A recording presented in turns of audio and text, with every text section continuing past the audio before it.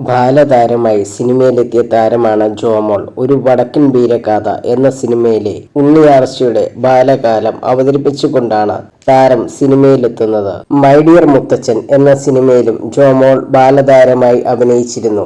1998 പുറത്തിറങ്ങിയ എന്ന് സ്വന്തം ചാനകക്കുട്ടി എന്ന ചിത്രത്തിലൂടെ താരത്തിന് മികച്ച നടിക്കുള്ള സംസ്ഥാന പുരസ്കാരം ലഭിച്ചിട്ടുണ്ട്. ഇപ്പോൾ ചാൻസ് ചോദിക്കാൻ താൻ ശീലമാക്കിയെന്ന് പറയുകയാണ് ജോമോൾ. സ്റ്റാർ ആൻഡ് സ്റ്റൈൽ മാഗസിനോട് സംസാരിക്കുകയായിരുന്നു നടി. സിനിമയിൽ തുടക്കം കുറിച്ചത് മുതൽ എനിക്കെല്ലാം ഇങ്ങോട്ടാണ് വന്നത്. സിനിമ തേടിപ്പോകേണ്ട ആവശ്യം വന്നിട്ടില്ല. തുടരെ സിനിമകൾ വന്നു. ചാൻസ് ചോദിക്കേണ്ട ആവശ്യം വന്നിട്ടില്ല. പക്ഷെ ഇന്ന് കാലം മാറി. പരിചയമുള്ള നിർമ്മാതാക്കളോടും അഭിനയ നേതാക്കളോടും നല്ല കഥാപാത്രമുണ്ടെങ്കിൽ പറയാൻ ഞാൻ ആവശ്യപ്പെട്ടിട്ടുണ്ട്. ഒരിക്കലും ചാൻസ് ചോദിക്കുന്നത് എന്റെ ശീലമല്ല. പക്ഷെ ഇപ്പോൾ ഞാൻ അതെന്റെ ശീലമാക്കി.